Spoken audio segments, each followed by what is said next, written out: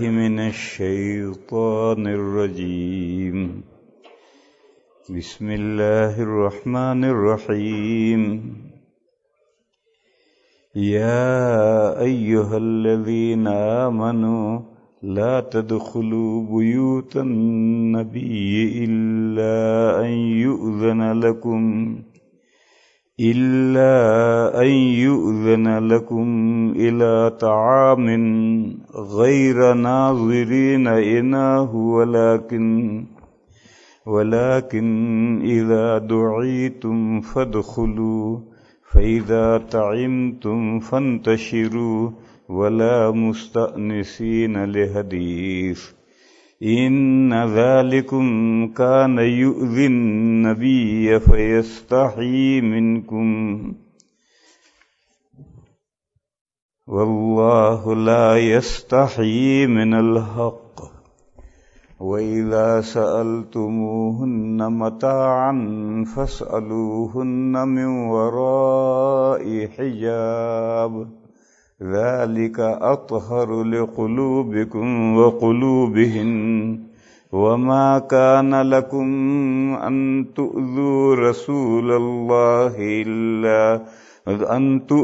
رسول الله ولا أن تنكحوا أزواجه من بعده أبدا إن ذلكم كان عند الله عظيما. صدق اللہ مولانا العظیم. کل میں نے بتایا تھا بھائیوں کہ حجاب کے معنی ہیں پردہ، دو چیزوں کے درمیان کی آڑ، اور قرآن کریم میں جہاں حجاب کا حکم آیا ہے تو وہ چہرے ہی کے چھپانے کا بیان ہے، اور باقی بدن کا کوئی تذکرہ نہیں کیا ہے. اس کا تذکرہ سورہ نور میں ہے. سورہ نور میں چہرہ، ہتھیلیاں اور پاؤں کے کھلے رکھنے کی محارم کے درمیان اجازت تھی، محرموں کے درمیان اور محرم جیسوں کے درمیان 12 کی لسٹ دی تھی. اس 12 افراد کے درمیان میں چہرہ، ہتھیلیاں اور فقہا نے پیروں کو بھی ملایا، ان کے کھلا رکھنے کی اجازت دی تھی. ان 3 میں سے جب حجاب کا حکم آیا تو چہرہ چھپانے ہی کا ذکر کیا، ہاتھوں اور پیروں کے چھپانے کا تذکرہ نہیں کیا. یہ مضمون شروع ہوا ہے اس آیت کریمہ سے جو میں نے پڑھی، اور ایک طریقہ ہے. وہ طریقہ یہ ہے کہ بڑوں کو حکم دیا جائے، بڑوں کے تعلق سے حکم دیا جائے، تو وہ چھوٹوں کے تعلق، چھوٹوں کے لیے بھی اور چھوٹوں کے تعلق سے بھی وہ حکم ہو جاتا خود بخود.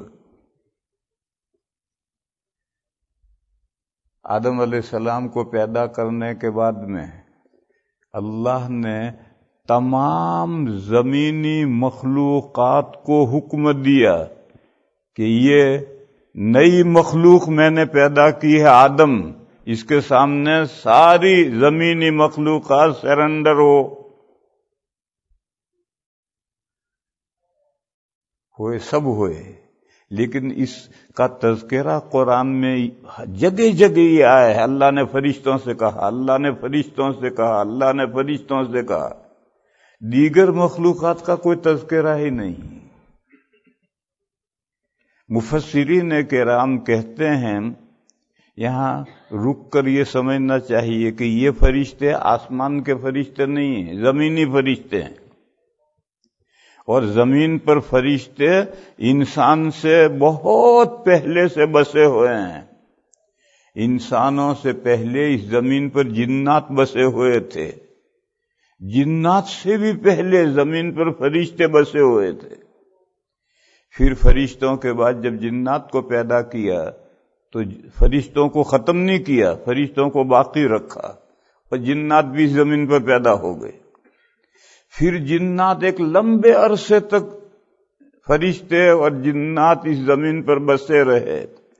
پھر جب انسان کے پیدا کرنے کا وقت آیا اور آدم علیہ السلام کو پیدا کیا تو فرشتوں کو اور جنات کو ہٹا نہیں دیا، وہ رہے اور اسی زمین کے اوپر انسان کو بھی پیدا کر دیا. اب 3 مخلوق ہیں، وہ 3 نہیں کروڑوں مخلوق ہیں اس زمین پر ایک ساتھ ہیں، گن نہیں سکتا انسان. اور الگ الگ مخلوقات کو نہیں، زمین پر سانپ کتنی قسم کے ہیں ان کو کوئی گن نہیں سکتا، چونٹیاں کتنی قسم کی ہیں ان کو کوئی گن نہیں سکتا، مکڑیاں کتنی قسم کی ہیں ان کو کوئی گن نہیں سکتا. یہ بے شمار مخلوقات اسی زمین پر بسی ہوئی ہے اور سب مخلوقات ایک ساتھ بسی ہوئی. تو جہاں ہم بسے ہیں یہیں جنات بھی بسے ہوئے ہیں، یہیں فرشتے بھی بسے ہوئے ہیں، یہیں دیگر حیوانات بھی بسے ہوئے ہیں. اور اللہ نے سب کے درمیان میں آڑ کر رکھی ہے، ایک دوسرے کے اوپر بغاوت نہیں کرتے، ایک سرکشی نہیں کرتے، ہر ایک کا دائرہ ہے، اس دائرے میں رہتے ہیں. ہو سکتا ہمارے مکان کے اندر دیوار کے اندر سانپ رہ رہا ہو. ہمارے یہاں ایشیا میں تو کچے مکانات ہوتے ہیں، پرانے زمانے کے مکانات ہوتے ہیں، دیوار جب مکان ڈھاتے ہیں تو دیوار میں سے سانپ نکلتا ہے، اور مکڑیاں اور چوہے اور پتہ نہیں کیا کیا مخلوقات ہیں، وہ بھی ہمارے گھر میں اور ہماری دیواروں میں رہ رہے ہیں، ہم نہیں رہ رہے. کیا فرق پڑتا ہے؟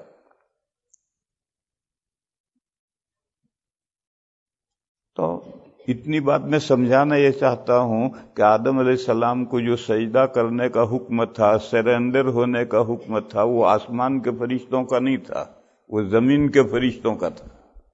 اور یہ سرنڈر ہونے کا حکم ساری ہی مخلوقات کو تھا.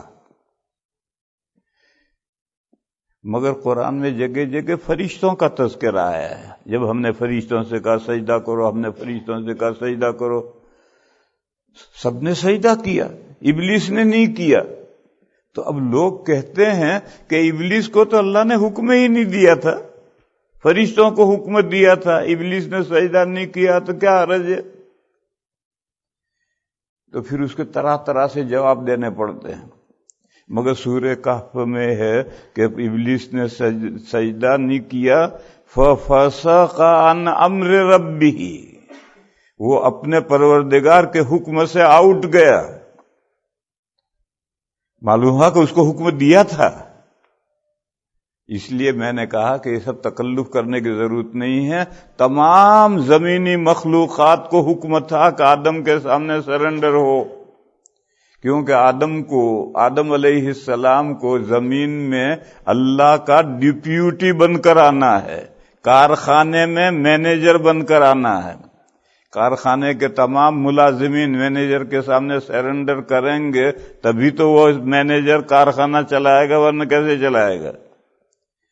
بس انسان خلیفہ بن کر، نائب بن کر آئے گا، آ رہا ہے، اور اس کو ایک دستور اساسی دیا جائے گا.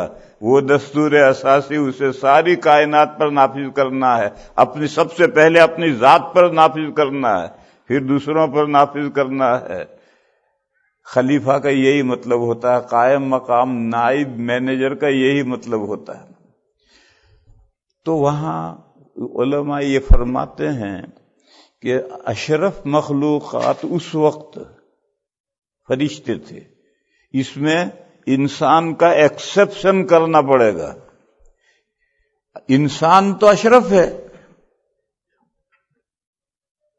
ایک ہمارے عقائد کی کتابوں میں ہے کہ جو خواص سے انسان ہیں وہ خواص سے ملائکہ سے بھی اشرف ہیں، افضل ہیں. تو آدم علیہ السلام تو نبی ہیں، وہ تو فرشتوں سے بھی افضل ہیں. اور فرشتے بھی کون سے؟ زمینی، آسمان کے نہیں. تو زمینی فرشتوں سے بردرجہ اولا افضل ہیں. تو اس لیے میں نے کہا کہ تھوڑا ایکسیپشن کرنا پڑے گا، انسان کو مستثنا کر کے جتنی زمین میں مخلوقات ہیں ان میں فرشتے سب سے افضل۔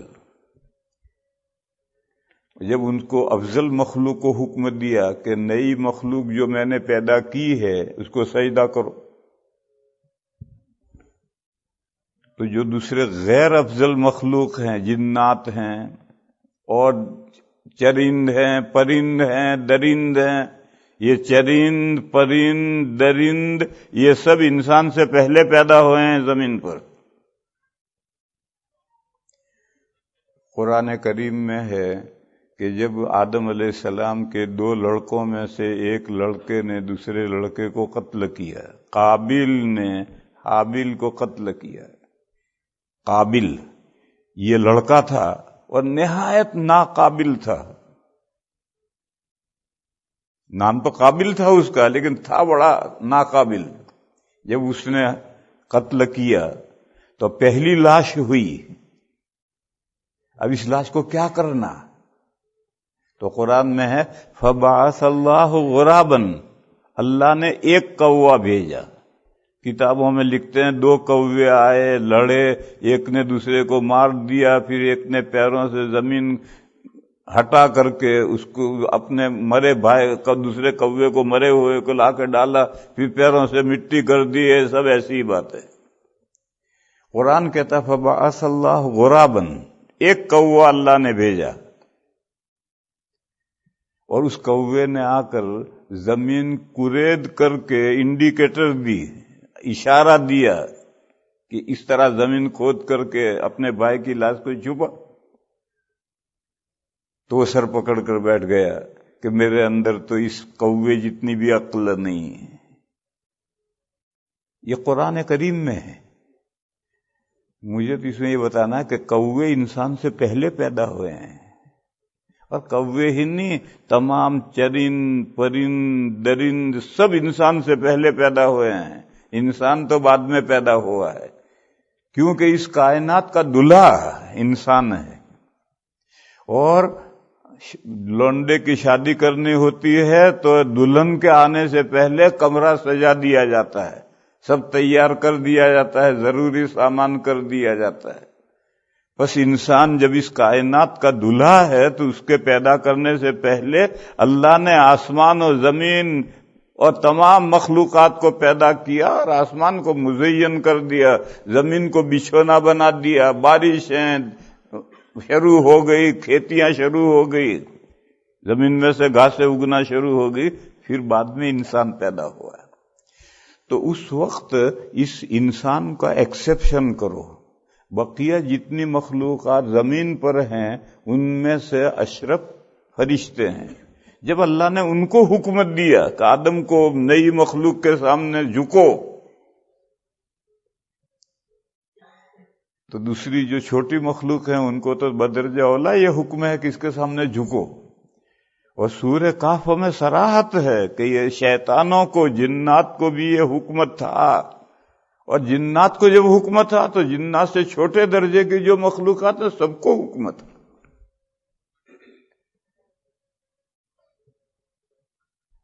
پھر یہاں ایک سوال اور کھڑا کرتے ہیں کہ سجدہ تو اللہ کے علاوہ کوئی جائز نہیں ہے، آدم علیہ السلام کو سجدہ کیسے کروایا؟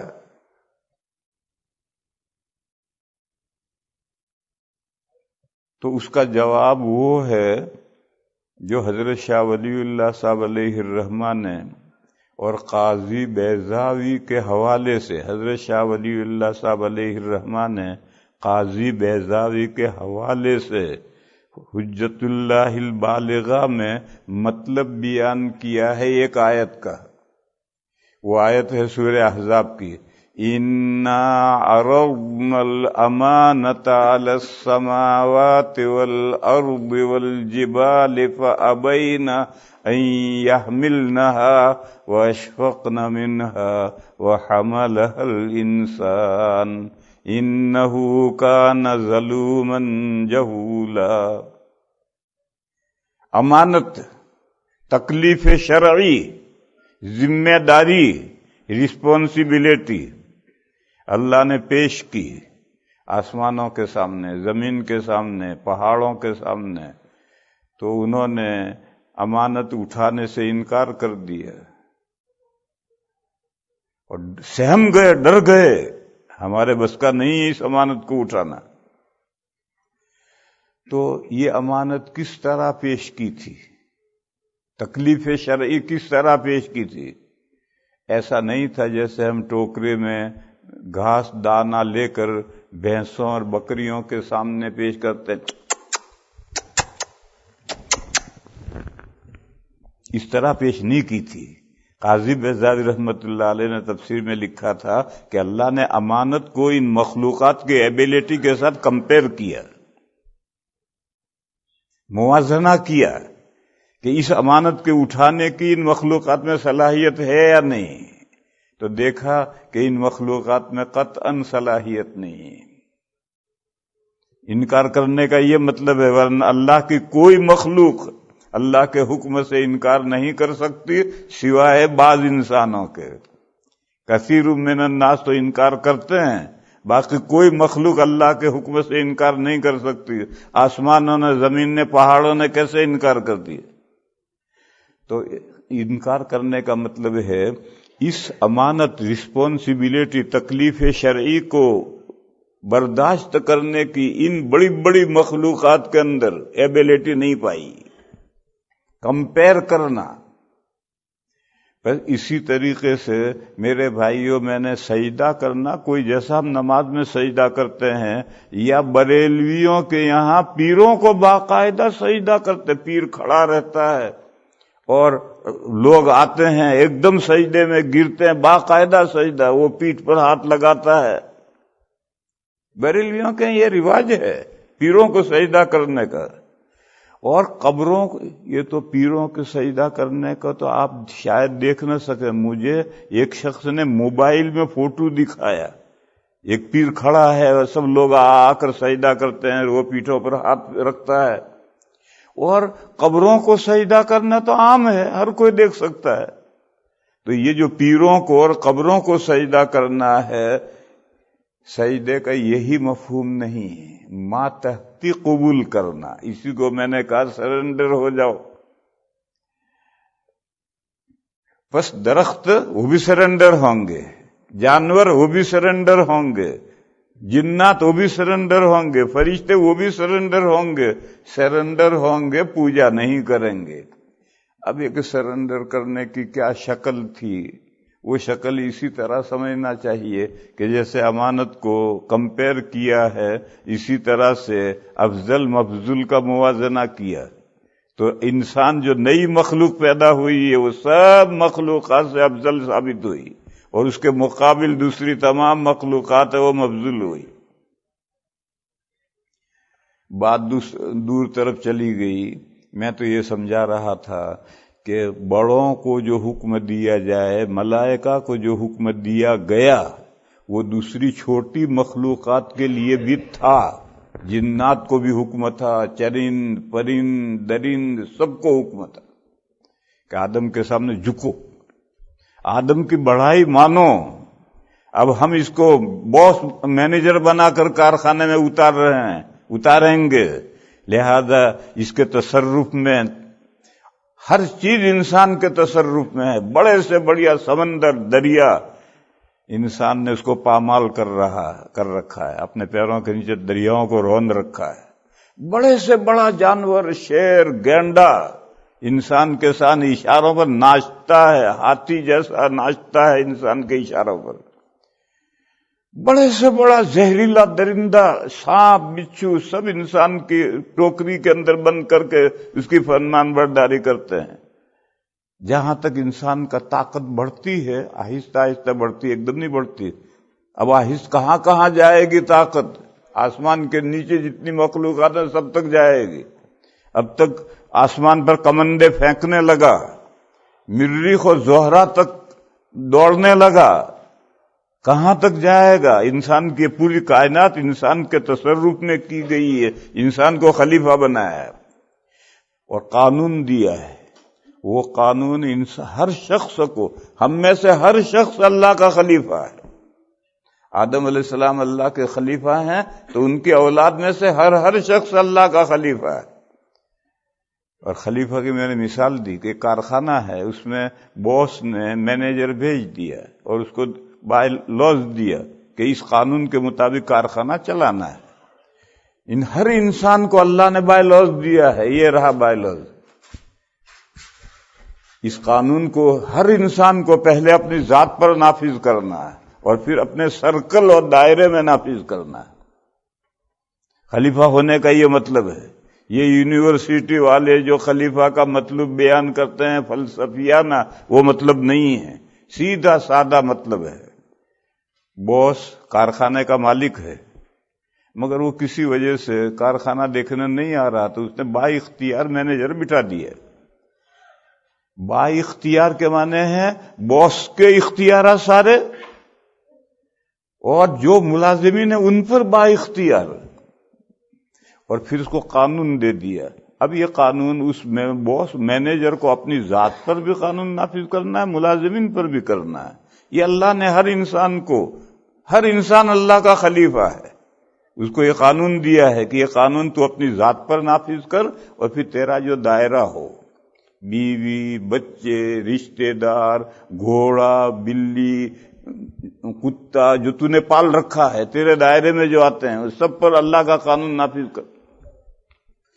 جانور پالے اور بھوکا مارا تو قیامت کے دن اللہ کے یہاں سوال ہوگا کہ تیرے دائرے میں ہم نے اس جانور کو دیا تھا، تو نے پالا تھا، کیوں بھوکا مارا؟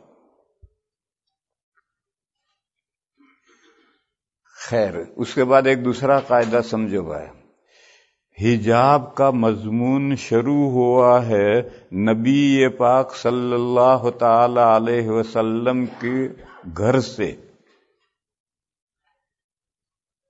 پھر باقی ساری امت کو اس ذیل میں لیا ہے۔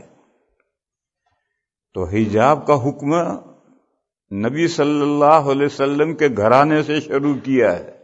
سب سے پہلے حضور کی بیویوں کو احکام دیے ہیں پردے کے، پھر ان احکام میں مومنین کو بھی لے لیے،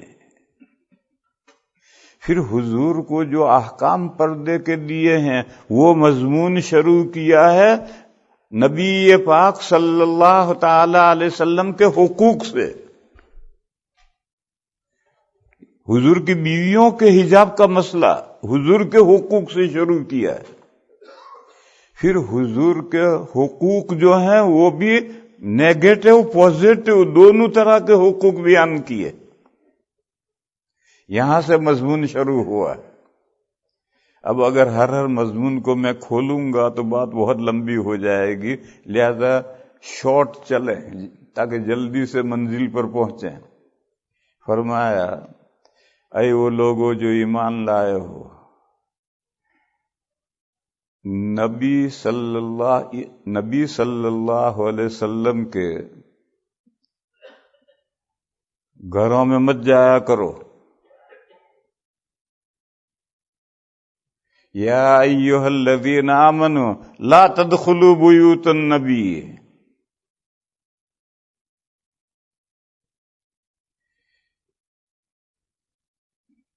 جو لوگوں میں کل میں نے کہا تھا کہ انسان رہن سہن میں مل جل کر رہنے کا عادی ہے، مدنی الطبع ہے، اس لیے کوئی آدمی گھر میں بیٹھتا ہی نہیں۔ ذرا فرصت ملی کہ چوراہے پر جا کر بیٹھ جائے گا، بھاگل پر جا کر بیٹھ جائے گا، کسی دوست کے گھر میں جا کر بیٹھ کر گپ شروع کر دے گا۔ عورتیں تو ہمارے یہاں بیچاری جاتی نہیں، وہ بھی کبھی کبھی جاتی ہیں لیکن عام طور پر عورتیں نہیں جاتی۔ مگر یہاں میاں صاحب کسی دوست کے یہاں چلے گئے تو بیوی بھی اٹھا کر کے مارکیٹ میں گھومنے پھرنے چلی گئی۔ بھی تجھے گھومنا ہے، دوستوں میں جانا ہے، مجھے نہیں جانا، یہ بھی جاتی ہے۔ حالانکہ چاہیے یہ کہ اپنے گھر میں رہو، بے ضرورت کہیں مت جاؤ، نہ عورتیں جائیں نہ مرد جائیں، اپنے گھر میں رہو اور ضروری کام میں لگے رہو۔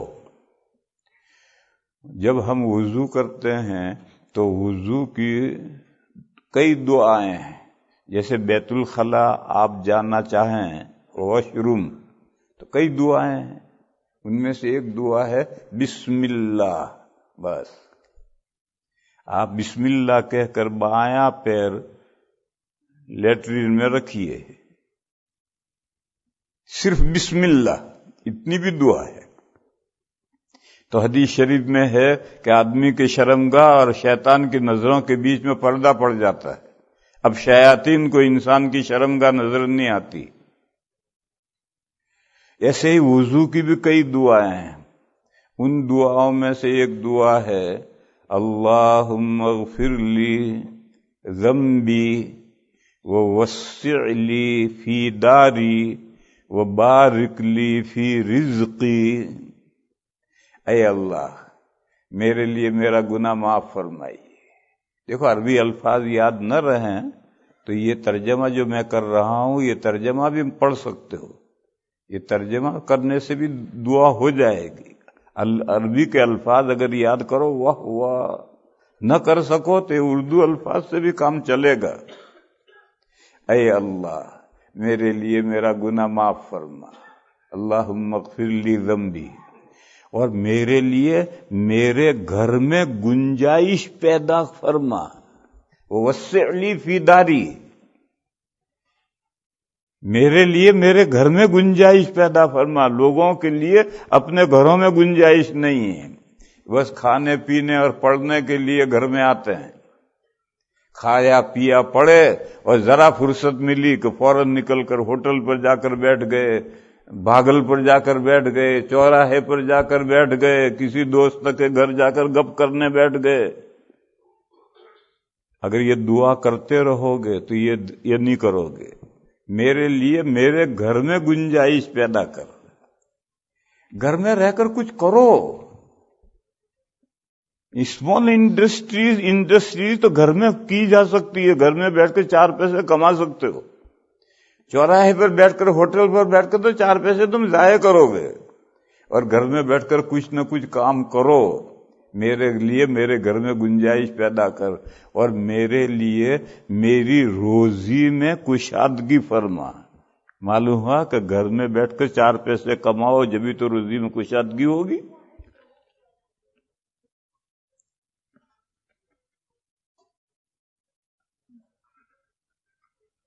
تو یہ دعا اس لیے سکھلائی گئی ہے کہ لوگ خواہ وقت ضائع کرتے ہیں.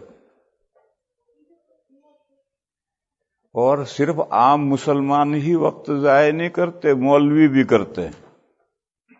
مولوی کے پاس میں 8 گھنٹے 6 گھنٹے پڑھانا ہے، یا 3 گھنٹے نماز پڑھانی ہے، اور باقی وقت اس کے بعد خالی ہے، کوئی کام نہیں کرے گا. ارے بہت سی چھوٹی چھوٹی صنعتیں گھروں کے اندر کی جا سکتی ہیں، وہ 4 پیسے گھر میں رکھ کے کما سکتے ہیں، مگر نہیں کمائے گا، ادھر ادھر بھٹکے گا، موبائل لے کر ادھر مارے گا، اور پھر شکایت کرے گا محتمم تنخواہ تھوڑی دیتا ہے، کمیٹی تنخواہ تھوڑی دیتا ہے، ہمارا گزارا نہیں چلتا. اب شکایتیں کرتا پھر رہا ہے. ارے تیرے پاس جو کم سے ہر آدمی کے پاس میں کم سے کم 6-8 گھنٹے زائد ہوتے ہیں ایکسٹرا، ان 6-8 گھنٹے میں گھر میں بیٹھ کر کوئی کام کر، تو تجھے پھر کمیٹیوں کی اور محتمم کی شکایت نہیں کرنی پڑے گی.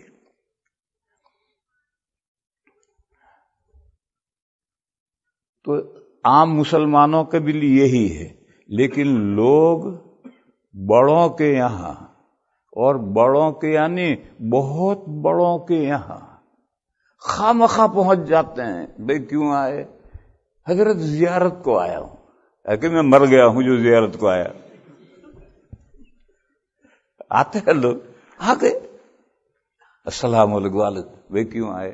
کہ حضرت زیارت کو آیا ہوں. تو میں کہتا ہوں میں مر گیا ہوں جو زیارت کو آیا. اب وہ جب تک آیا ہے، جب تک بیٹھا ہے، ہم کوئی کام نہیں کر سکتے. اس کے پاس تو کوئی بیکار ٹائم کی کوئی قیمت ہے نہیں، اور ہمارے پاس بھی آ کر بیٹھ گیا، اب ہم کوئی کام نہیں کر سکتے.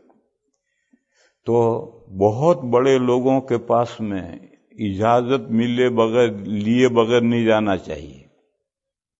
کہا یا ایھا الذین آمنوا لا تدخلوا بیوت النبی الا ان یؤذن لکم.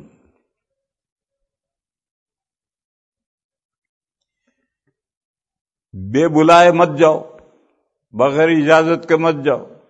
ہاں اجازت تمہیں دی لو اور اجازت مل جائے تو پھر جا سکتے ہو، تو وہ پہلے سے تیار ہوگا اور جس کام کے لیے گئے ہو اتنا کام کر کے چلے آؤ۔ نبی پاک صلی اللہ تعالی علیہ وسلم سے کائنات میں کوئی بڑا نہیں ہے، تو حضور کے حقوق بیان کیے جا رہے ہیں کہ اے وہ لوگوں جو ایمان لائے ہو، نبی کے گھروں میں بے اجازت مت جایا کرو، مان نہ مان میں تیرا مہمان، آدم کا بیٹھا ہے جاتا ہی نہیں، نہ خود بیکار بیٹھا ہے اور نہ ہمیں کام کرنے دیتا ہے، تو فرمایا اجازت کے بغیر مت جاؤ۔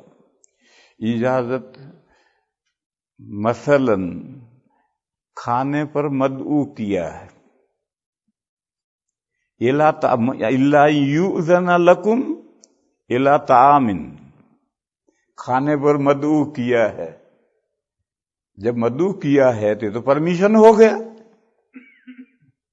تو فرمایا کہ اگر تمہیں کھانے پر مدعو کیا ہے تو یہ پرمیشن ہے، ضرور کھانے پر جاؤ، مگر کھانا رواج ہے 11 بجے کھانا کھلانے کا دوپہر کو، اب تم جا کر 8 بجے بیٹھ گئے، السلام علیکم، کیوں بھئی آئے؟ حضرت آپ نے دعوت دی، ارے دعوت اللہ کے بندے 11 بجے دی ہے، کھانے کا عرف ہے 11 بجے آنے کا ہے، تو 8 بجے آ کر بیٹھ گیا، اب ہم کوئی کام نہیں کر سکتے۔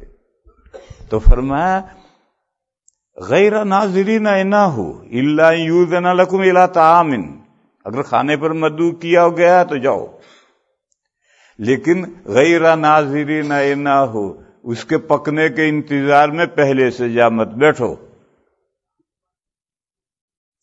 فرمایا ان ذالکم کان یؤذی النبی فیستحیی منکم،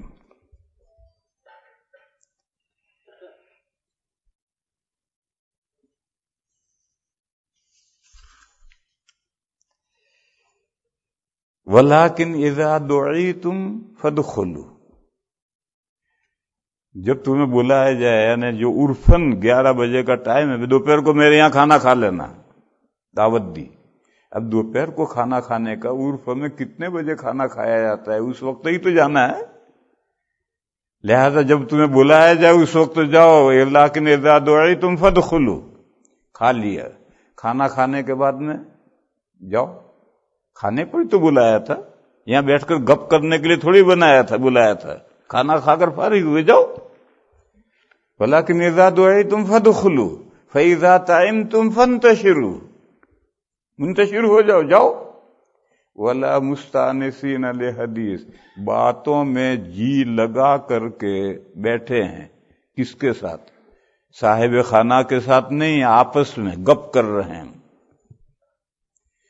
جیسے ہمارے یہاں ہندوستان میں جگہ جگہ اللہ کے فضل سے مسجدیں ہیں، چھوٹی چھوٹی مسجدیں، اور ہمارے یہاں مسجد میں کوئی آپس میں بات نہیں کرتا، کوئی بات ضروری ہے تو اشارے سے کہہ دیا، اور یہاں بہت دور دور مسجدیں ہیں، اس لیے مسلمان بہت کبھی کبھی اکٹھا ہوتے ہیں، تو مسجدوں میں آئے اور باتیں شروع، مسجدوں میں آئے اور باتیں شروع۔ میں ان ملکوں میں 35-40 سال سے آ رہا ہوں، برطانیہ کا بھی یہ حال تھا، مسجدیں کمیونٹی سینٹر تھی، کھانا بھی ہو رہا ہے، باتیں بھی ہو رہی ہیں، نماز بھی پڑھی جا رہی ہیں۔ اس ملک میں بھی یہی حال تھا، سمجھایا، الحمدللہ اب برطانیہ میں تو پورا قابو ہو گیا، مسجدیں الگ ہیں اور پیسیج الگ کر دیا ہے، جس کو باتیں کرنی ہو پیسیج میں جاؤ، مسجد کا جو ایریا ہے اس میں باتیں نہیں۔ یہاں بھی الحمدللہ یہ سلسلہ قابو میں آ گیا ہے، مگر نماز سے پہلے تو قابو میں آیا ہے، نماز ختم ہوتے ہی باتیں شروع ہو جاتی۔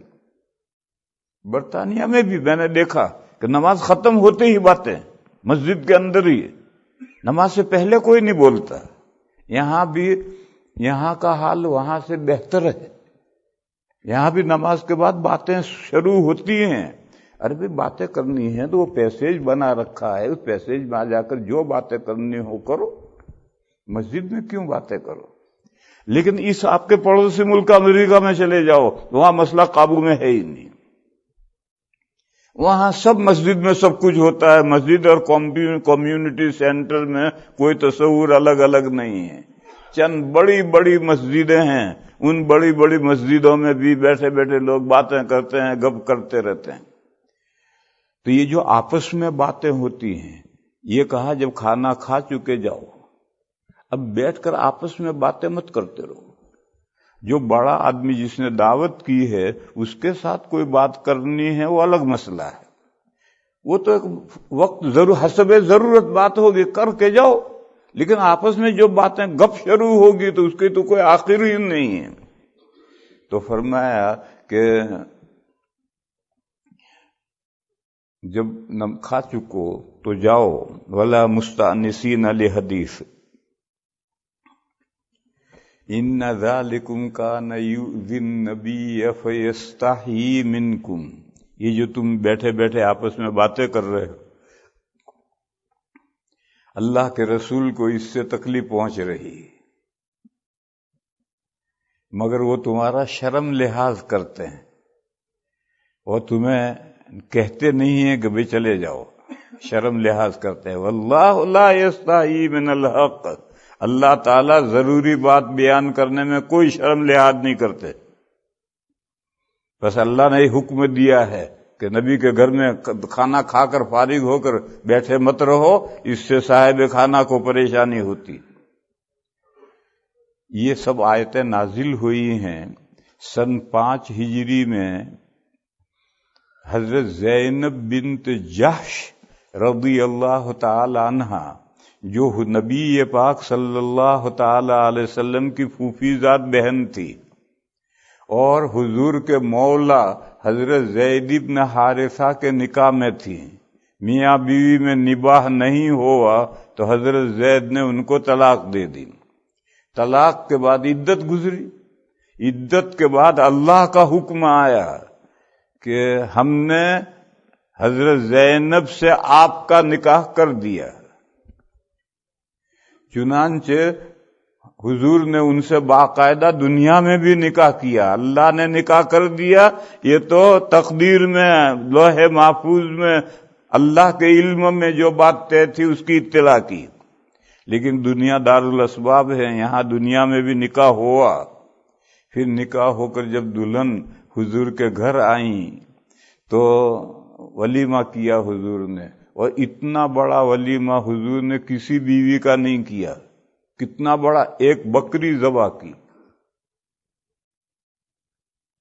اتنا بڑا ولیمہ حضور نے کسی بیوی صاحبہ کا نہیں کیا۔ حضرت زینب کا سب سے بڑا ولیمہ ہے، اس میں ایک بکری ذبح کی ہے حضور نے۔ پھر کھایا کتنوں نے؟ عرب میں ایک تو بکریاں چھوٹی چھوٹی ہوتی ہیں، پھر ایک بکری کو 10 آدمی بہت اطمینان سے چٹ کر جاتے ہیں۔ جب کھانا پک کر تیار ہوا تو حضور نے حضرت ابو ہریرہ سے کہا وہاں راستے پر جا کر کھڑے ہو جاؤ، اور جو ملے اس سے کہو حضور کے ولیمہ ہے، کھانے کی دعوت ہے، چل۔ جو وہاں سے گزرے اس کو بلاتے رہیو، دعوت کے لیے دعوت دے کر کھانے کے لیے بھیجو، جب 50 کی تعداد پوری ہو جائے تو چلے آئیے۔ تو کھڑے ہو گئے، جو ملا اسے بیچ دیا۔ یہ الا یؤذن لکم کو سمجھا رہا میں کہ اجازت دی جائے، بہت بڑے آدمی کے یہاں باقاعدہ دعوت دی جا رہی ہے، اور دعوت نامے چھپ رہے ہیں اور گھر گھر تقسیم ہو رہے ہیں، بہت بڑے آدمی کے اس کی ضرورت نہیں ہے، اس کے یہاں تو ٹکڑا مل جائے یہی غنیمت ہے، وہی تبرک ہے۔ تو حضور نے کسی کو دعوت نہیں دی، حضرت ابو ہریرہ کو راستے میں کھڑا کر دیا اور کہا جو گزرے اس سے کہو کھانے پر چل، کھانے پر چل، اور جب 50 آدمیوں کی تعداد پوری ہو جائے چلے آئیے۔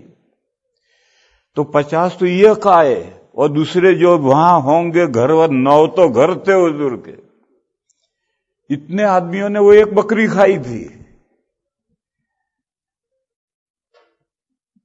اس موقع پر کھا کھا کر لوگ چلے گئے. 3 آدمی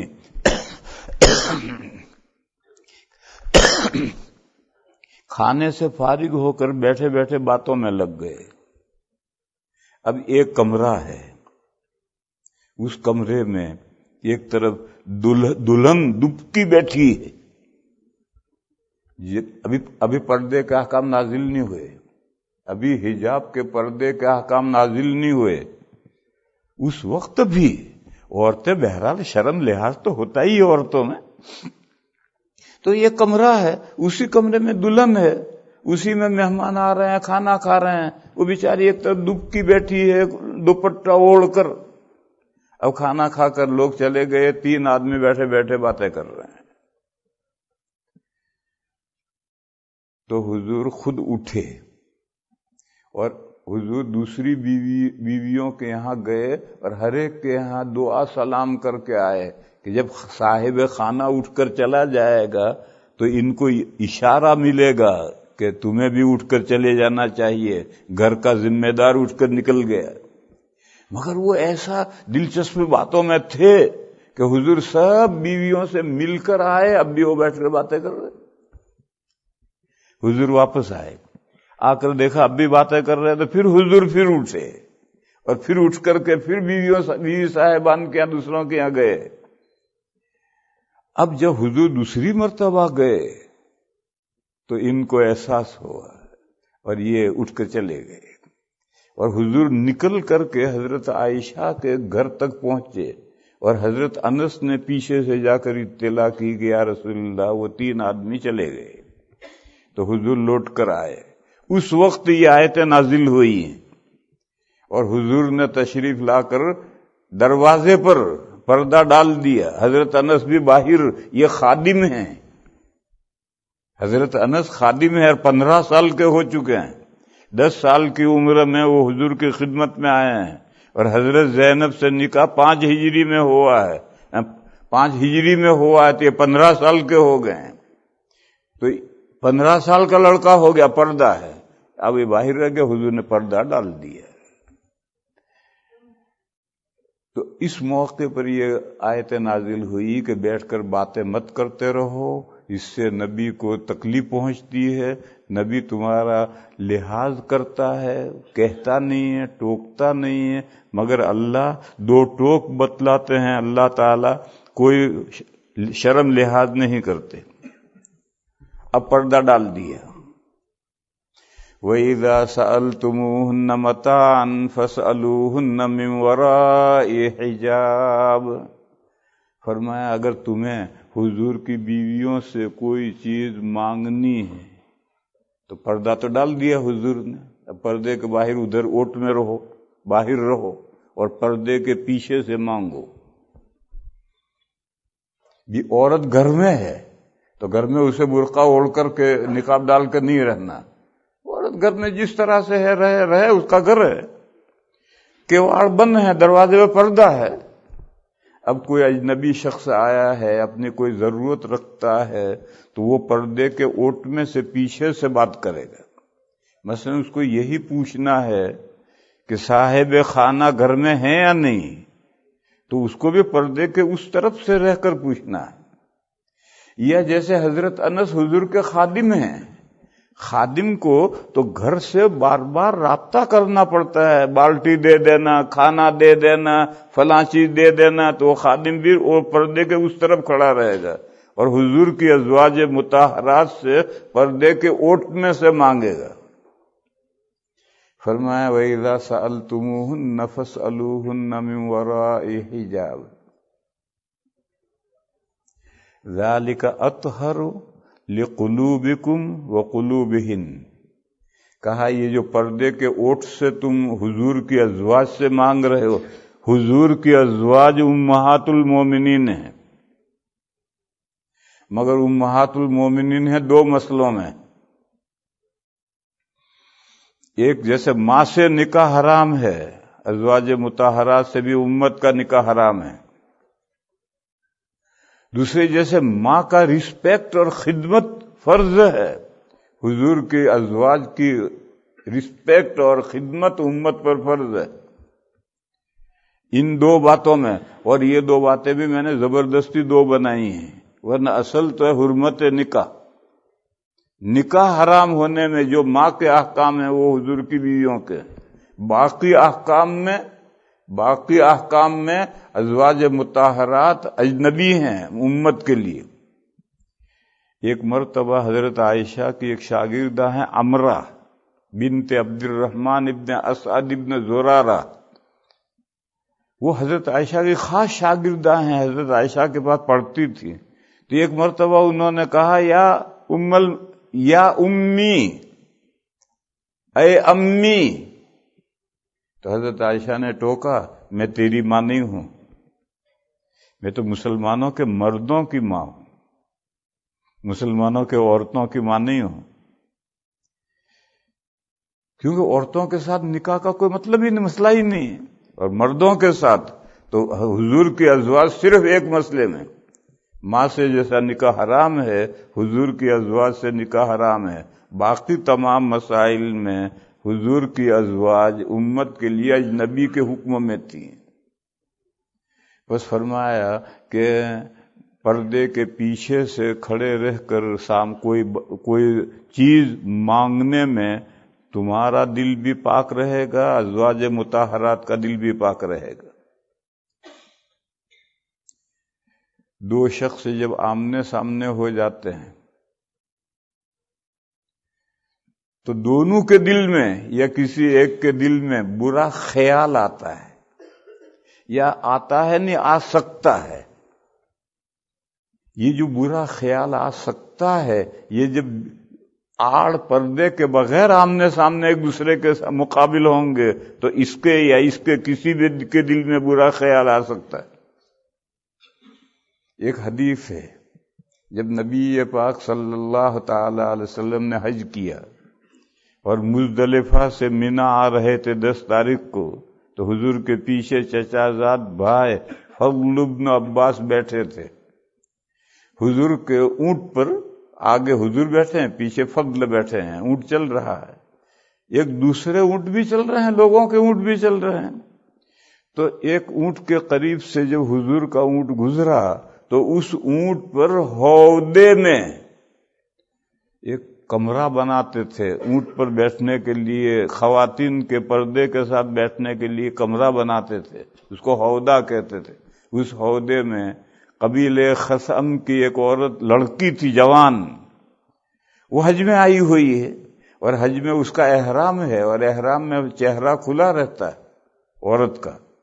تو اس نے ہودے کا پردہ ہٹایا، جب اس کو پتا چلا کہ حضور تشریف لے جا رہے ہیں اونٹ پر، تو اس نے پردہ ہٹایا اور حضور سے مسئلہ پوچھا کہ اس کے ابا بہت بوڑھے ہو گئے ہیں، حج فرض ہوا اس وقت تو ان میں بڑھاپا اتنا نہیں تھا، لیکن اب بہت بوڑھے ہو گئے ہیں، بس وہ اپنے ابا کی طرف سے ابا کی زندگی میں حج بدل کر سکتی ہے؟ حضور نے فرمایا کر سکتی ہے۔ مسئلہ یہی ہے، اگر کوئی آدمی بہت بوڑھا ہو گیا، حج کا سفر کرنے کے قابل نہیں رہا، اب اسے مال ملا، مالدار ہوا، اس کے ذمہ حج فرض نہیں ہے۔ لیکن ایک آدمی توانا تندرست ہے، توانا طاقتور اور تندرست باڈی درست ہے، اور اس کو مال ملا، زاد و راحلہ ملا، تو حج فرض ہے۔ اب آج کروں کل کروں، آج کروں کل کروں، یہ ہوتا رہا اور بوڑھا ہو گیا اور حج کرنے کے قابل نہیں رہا، یا اللہ نہ کرے ایکسیڈنٹ ہو گیا اور اعضاء ٹوٹ گئے، اپاہج ڈیزیبل بن گیا، وہ سفر کرنے کے قابل نہیں رہا، تو اب اپنی زندگی میں حج بدل کروا سکتا نہیں کروا سکتا؟ امام مالک علیہ الرحمہ فرماتے ہیں اپنی زندگی میں حج بدل نہیں کروا سکتا، وصیت کرو مرنے کے بعد حج بدل ہوگا۔ لیکن امام مالک علیہ الرحمہ کے علاوہ تمام فقہا کہتے ہیں کہ اپنی زندگی میں بھی حج بدل کروا سکتے ہیں. یہ حدیث ان کی دلیل ہے. اس خاتون نے مسئلہ پوچھا، میرے ابا ان پر حج فرض ہو گیا ہے مگر اب وہ اتنے بوڑھے ہو گئے ہیں کہ اونٹ پر نہیں بیٹھ سکتے. اونٹ کی سواری بڑی تن توڑ سواری ہے. اگر آپ 1 گھنٹہ اونٹ پر بیٹھ جائیں تو 24 گھنٹے کھڑے نہیں ہو سکیں گے، اتنا بدن ٹوٹ جائے گا. وہ چلتا ہی یوں چلتا ہے. تو جو لوگ اونٹ پر بیٹھنے کے عادی ہیں وہ تو اونٹ کے ساتھ حرکت کریں گے تو بدن نہیں ٹوٹے گا، اور جو بیٹھنے کا عادی نہیں ہے اس کے خلاف حرکت کریں گے. وہ یوں کر رہا ہے تو وہ یوں اکڑ کر بیٹھیں گے، پھر جب یوں ہوگا تو وہ یوں ہوں گے تو بدن ٹوٹ کر رہ جاتا ہے. بڈھا آدمی سواری نہیں کر سکتا. ایک لطیفہ یاد آیا، آپ حضرات کا ذہن بوجھل ہو گیا ہے. ہمارے یہاں پالنپور میں ایک بڑے حضرت تھے، حضرت مولانا عبداللہ صاحب مدہ ذلہ، ان کو پہچانتے ہیں، کاکوسی کے محتمم مولانا سلیمان صاحب بھاگل والے. ہمارے یہاں پالنپور میں مارواڑ سے گرمیوں میں مارواڑی اونٹ لے کر کے مزدوری کرنے آتے ہیں. ہمارے یہاں پالنپور میں اونٹ نہیں ہوتے، مارواڑ سے آتے ہیں. تو مولانا سلیمان صاحب نے ایک مارواڑی سے کہا مجھے اونٹ پر بٹھا. تو اس نے کہا اچھا ہے. اس نے وہ مزدوری کرتے ہیں اس میں کاٹھی واٹھی نہیں ہوتی ہے تو وہ بٹھایا تو پیچھے ڈوب پکڑ کر کے بیٹھے. اس نے کھڑا کیا اور لے کر کے ادھر ادھر گھما کر لایا. پھر جب اس نے بٹھایا تو وہ اگلے پیر ٹیکتا ہے یوں، تو انہوں نے زور سے ڈوب پکڑ رکھی. جب اس نے اگلے پیر ٹیک دیے اور تھوڑا وقفہ کیا تو وہ سمجھ گئے کہ بیٹھ گئے، تو انہوں نے وہ ڈوب چھوڑ دی. اب وہ پچھلے پیروں پر جب یوں بیٹھا تو پیچھے لڑک گئے اور مٹی ہوئے اور کپڑے جھاڑتے ہوئے اٹھے. کہنے لگے سالہ 2 مرتبہ بیٹھتا ہے.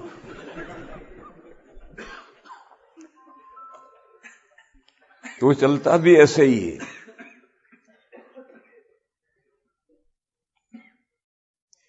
جب یہ مسئلہ دیکھ رہے حضور کو دیکھ رہی اور مسئلہ پوچھ رہی، مگر حضور تو اس کی طرف متوجہ ہے اور وہ کسی کو کہیں اور دیکھ رہی.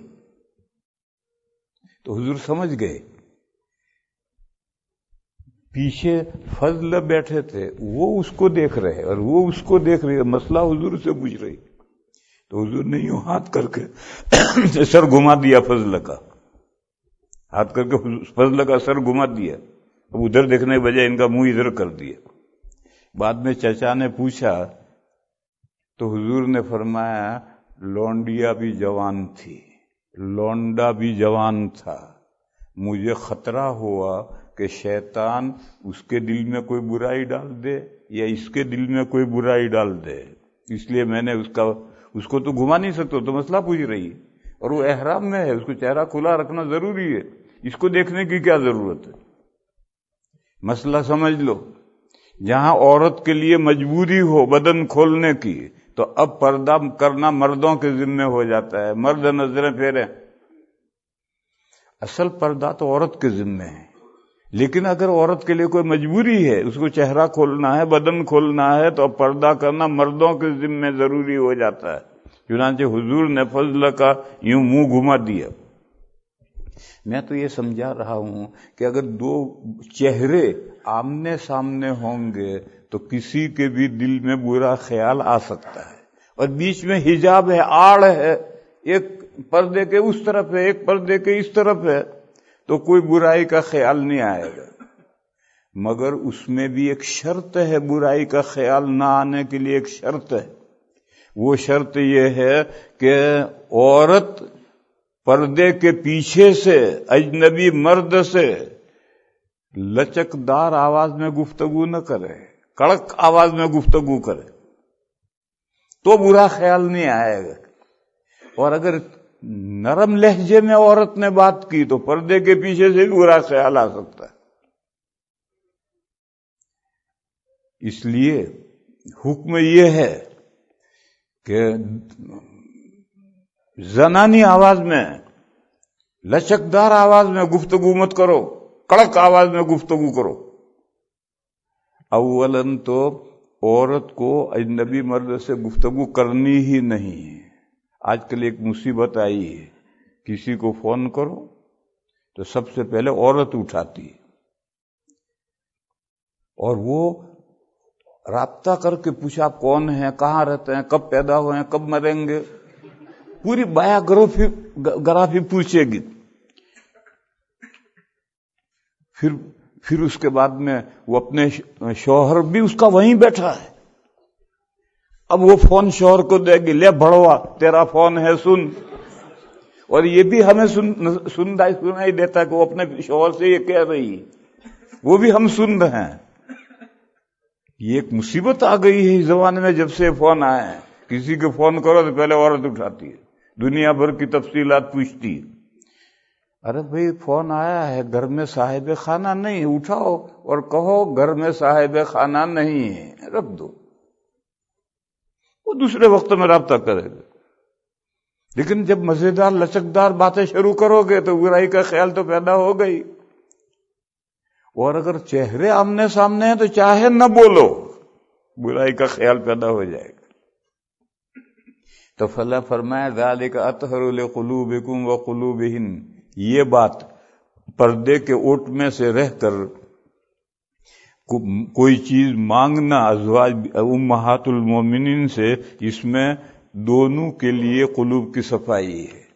اب میرے بھائیو سنو اصل حکم ہے، وَمَا كَانَ لَكُمْ أَن تُؤْذُوا رَسُولَ اللَّهِ، تمہارے لیے مناسب نہیں ہے کہ اللہ کے رسول کو ستاؤ۔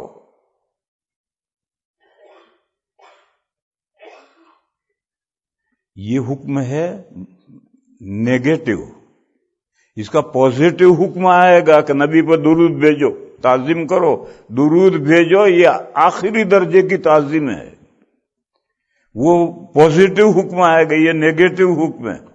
وَمَا كَانَ لَكُمْ أَن تُؤْذُوا رَسُولَ اللَّهِ، تمہارے لیے مناسب نہیں ہے کہ تم اللہ کے رسول کو ستاؤ۔ ابھی 2 آیتوں کے بعد میں حضور پر درود و سلام بھیجنے کی آیت آئے گی، وہ اس حکم کا مقابل حکم ہے۔ نبی کو ستانے کی بہت سی شکلیں ہو سکتی ہیں، کسی شکل سے آقائے نامدار سرکار مدینہ کو اذیت نہیں پہنچانی، تکلیف نہیں پہنچانی۔ ایک حدیث بیان کروں، جب حضور نے شاہان عجم کو دعوت اسلام کے خطوط لکھے تو ایران کے بادشاہ کو بھی خط لکھا۔ یہ خط گیا اس سے پہلے 3 باتیں پیش آئی تھی، خط پہنچنے سے پہلے 3 باتیں پیش آئی تھی۔ ایران کے بادشاہ نے خواب دیکھا تھا کہ اس کے محل کی 14 چھوٹی چھوٹی برجیاں گر پڑی۔ یہ خواب ہے، خارج میں نہیں گری۔ اگر کسی کتاب میں لکھا خارج میں گری تو غلط ہے، اور البدایہ والنہایہ میں صراحت ہے کہ بادشاہ نے خواب دیکھا تھا، خواب میں 14 برجیاں گر پڑی، آنکھ کھل گئی۔ یہ کوئی اچھا خواب نہیں ہے، اپنے محل کی برجیوں کا گر جانا یہ تو برا خواب ہے۔ جیسے کہتے ہیں نا ایک بادشاہ نے خواب دیکھا کہ اس کے سارے دانت گر گئے، کافر بادشاہ یا کوئی بھی بادشاہ تھا، تو دانتوں کا گر جانا خواب میں یہ کوئی اچھا خواب نہیں۔ تو اس نے ایک بندے کو جو تعبیر جانتا تھا بلایا، بھئی میں نے یہ خواب دیکھا ہے، کیا تعبیر ہے؟ اس نے کہا آپ کی ساری اولاد آپ کے سامنے مر جائے گی۔ تو بڑا غصہ آیا بادشاہ کو، جیل میں بند کر دیا۔ پھر دوسرے تعبیر دینے والے کو بلایا، بھئی میں نے یہ خواب دیکھا ہے۔ اس نے کہا آپ اپنی ساری اولاد سے زیادہ جئیں گے۔ اس نے کہا بھائی واہ واہ، انعام دیا، لے۔ ماموں کو ماموں جان کہو تو ڈالر ملے، اور باپ کا سالا کہو تو ماموں ہے تو باپ کا سالا ہی ہے، لیکن باپ کا سالا کہو گے تو تھپڑ مارے گا، اور ماموں جان کہو گے تو ڈالر دے گا۔ تو اس نے بھی تعبیر بتلائی، اس نے بھی تعبیر بنائی، خوبصورت تعبیر اس نے بتلائی، بات تو ایک ہی ہے۔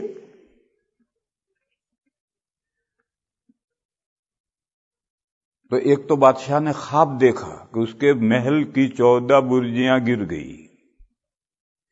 دوسرا عالم خارجی کا واقعہ تھا، ایران والے مجوسی آگ کو پوجتے تھے، اور آگ ان کا جو بڑا مندر تھا اس میں 1000 سال سے کنٹینیوس آگ جل رہی تھی۔ ایک دن ایک دم آگ بجھ گئی، بغیر کسی ریزن اور بغیر سبب کا آگ بجھ گئی۔ تو جو سب سے بڑا پجاری تھا اس نے بادشاہ کو اطلاع کی کہ ایک دن اچانک آگ بجھ گئی، یہ بھی نحوست ہے۔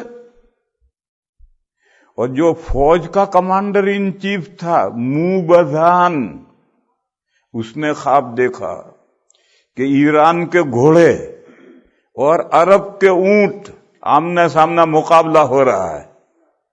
تو گھوڑے دباتے ہیں لیکن وہ اونٹ دباتے چلے آ رہے ہیں اور گھوڑے پیچھے جا رہے ہیں۔ آنکھ ختم ہوئی، خواب ختم ہوا۔ یہ خواب بھی برا ہے، گھوڑے ایران کی طرف ہیں اور اونٹ عرب کی طرف سے، ایران اور عرب کا بارڈر لگا ہوا ہے۔ تو اونٹ جو ہیں دباتے آ رہے ہیں اور گھوڑے پیچھے ہٹ رہے ہیں۔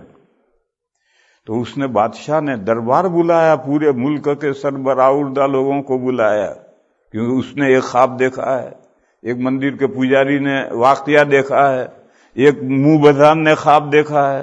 اسی مجلس میں حضور کا نامہ پہنچا ہے، خط پہنچا ہے۔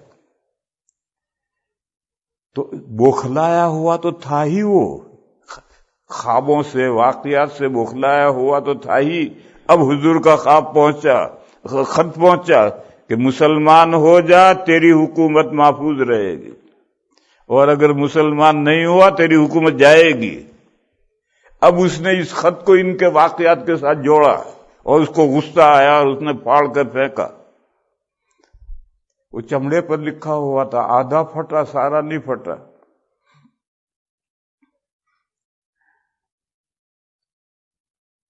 پھر اس نے فوراً، حضور نے جو خط لکھا تھا وہ بحرین کے عامل گورنر کو خط لکھا تھا کہ وہ پہنچائے گا۔ تو اس نے بحرین کے گورنر کو آرڈر بھیجا کہ 2 مضبوط آدمی مدینہ بھیجو، اور یہ گستاخ جس نے مجھے خط لکھا ہے اس کو گرفتار کر کے لاؤ میرے پاس۔ حضور کو گرفتار کرنے 2 آدمی جا رہے ہیں۔ خیر وہ دونوں شخص جب مدینہ پہنچے ہیں تو وہاں کا تو نقشہ ہی کچھ اور تھا۔ 2 کیا گرفتار کریں گے، حضور کو گرفتار کر کے لے جائیں گے۔ لیکن جب وہ حضور کی خدمت میں حاضر ہوئے ہیں تو روایت میں ہے کہ ان کی مونچھیں بڑی بڑی تھی اور داڑھی منڈی ہوئی تھی۔ تو ان کی شکلیں دیکھ کر حضور کو اتنی نفرت آئی کہ حضور نے چہرہ پھیر لیا اور فرمایا ویلکما من امرکما بہذا، تمہارا ناس ہو، تمہیں ایسی چہرہ بنانے کو کس نے کہا؟ تو انہوں نے کہا امرنا ربنا، ہمارے لارڈ نے ہمیں کہا ہے، یعنی ہمارے یہاں کا کلچر ہے، اس لیے ہم نے مونچھیں رکھ رکھی ہیں، داڑھی منڈ رکھی۔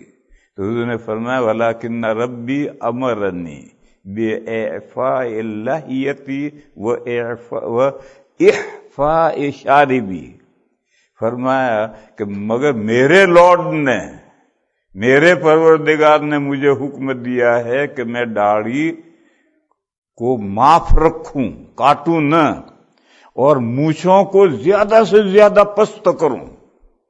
میرے لارڈ نے تو مجھے یہ حکم دیا ہے۔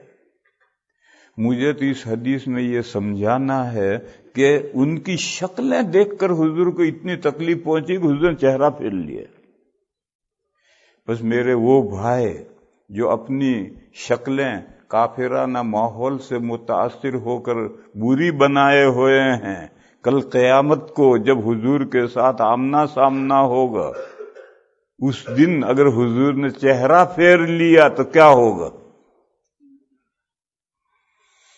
اور موت کب آئے گی کسی کو نہیں معلوم، چلتے چلتے موت تو آتی ہے۔ زندگی تو ایک پانی کا بلبلہ ہے، کب ٹوٹ جائے کچھ پتہ نہیں۔ بس آدمی کو ہر حال میں اس طرح ایسا رہنا ہے کہ جب موت کو آنا ہو ویلکم،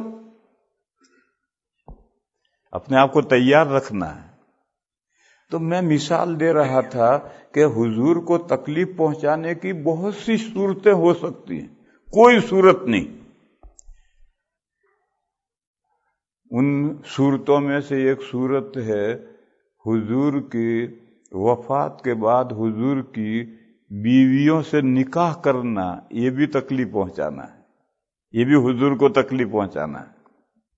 دیکھو اسی لیے اگر کوئی آدمی بیوی کو 3 طلاقیں دے دے، حماقت کرے جہالت سے، اور اب جتنے ایڈوکیٹ ہیں سب جاہل ہیں، جاہل ہیں یعنی احکام شرعیہ نہیں جانتے ہیں، وہ طلاق میں 3 طلاقیں ہی لکھتے ہیں۔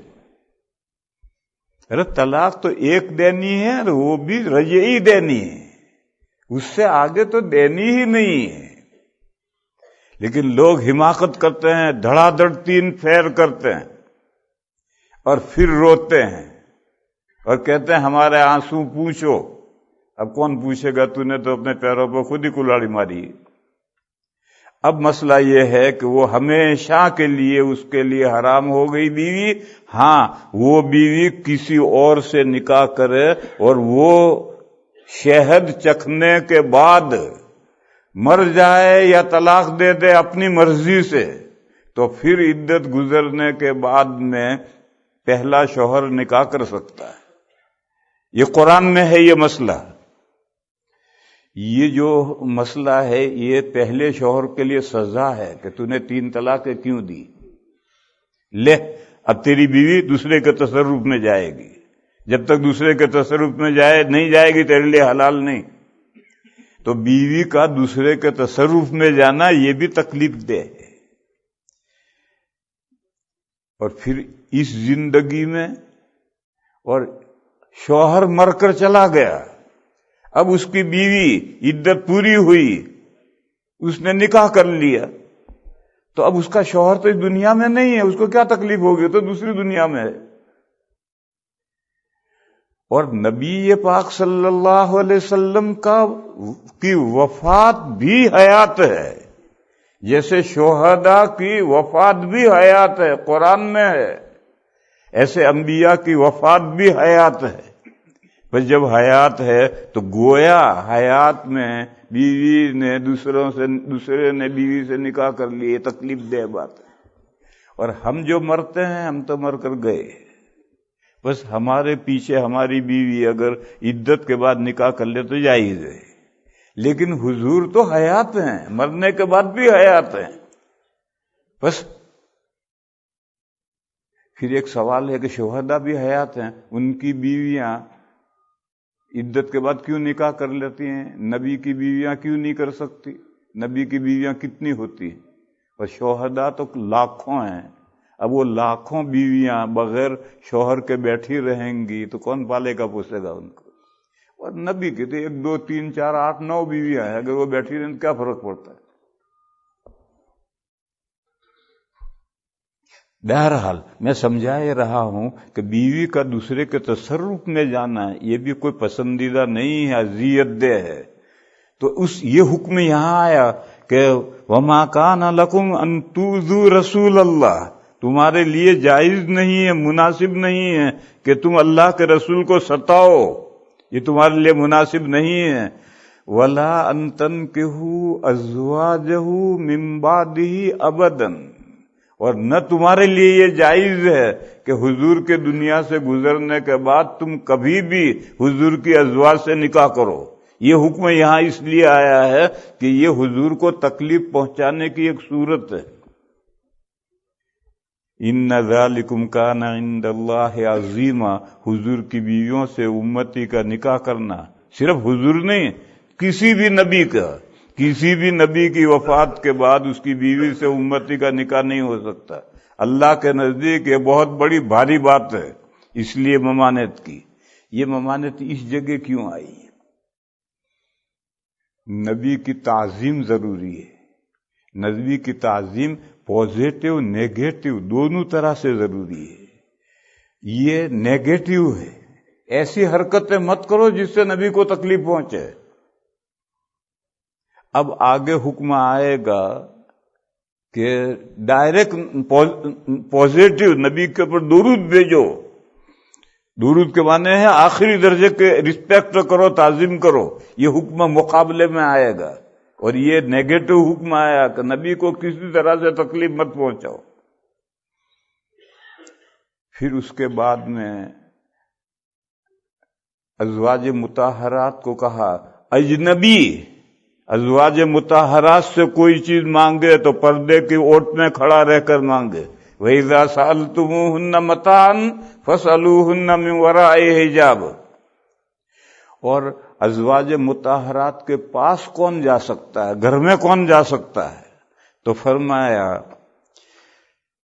وَلَا جُنَاحَ عَلَيْهِنَّ فِي آبَائِهِنَّ، ازواج مطہرات کے باپ، جیسے حضرت حفصہ کے ابا حضرت عمر، ان کے بیٹے یعنی حضور کے علاوہ پہلے شوہر سے بیٹے، ان کے بھائی، ان کے بھتیجے، ان کے بھانجے، اور مسلمان عورتیں اور مسلمان اور باندیاں چاہے غیر مسلم ہوں، یہ جا سکتے اندر۔ تو اجنبی باہر کھڑا رہے گا پردے کے اوٹ میں، اور یہ جو محارم ہیں یا محارم جیسے ہیں یہ جا سکتے اندر۔ یہ ایک پہلو سے حکم دیا نبی کی تعظیم کا کہ نبی کو تکلیف مت پہنچاؤ۔ پھر اب دوسرے پہلو سے حکم دیا جا رہا کہ نبی پر درود بھیجو۔ درود کس کو کہتے ہیں؟ درود فارسی لفظ ہے، عربی لفظ نہیں ہے۔ عربی لفظ ہے صلاح۔ صلاح کے معنی سہیلی رحمت اللہ علیہ نے الروض العنف میں بیان کیے ہیں، اور وہ حضرت مولانا ادریس صاحب کاندھلوی قدس سرہ نے مشکات کی شرح التعلیق الصبیح میں کتاب الصلاح کے شروع میں نقل کیے ہیں کہ صلاح کے معنی ہیں غایت انعطاف، آخری درجے کا میلان۔ غایت انعطاف، اس کے لیے عربی میں لفظ ہے صلاۃن۔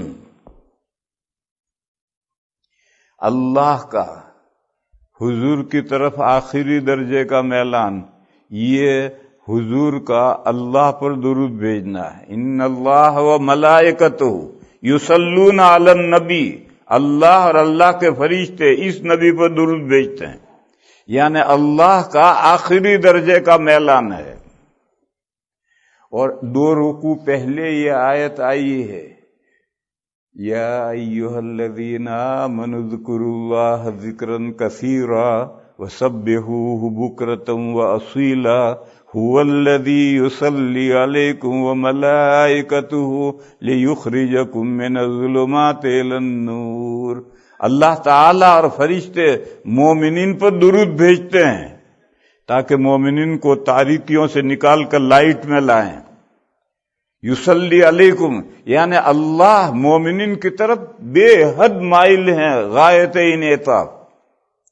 اور بندے جب اللہ کی طرف آخری درجے کے متوجہ ہوتے ہیں، اس کا نام صلاح ہے، نماز ہے۔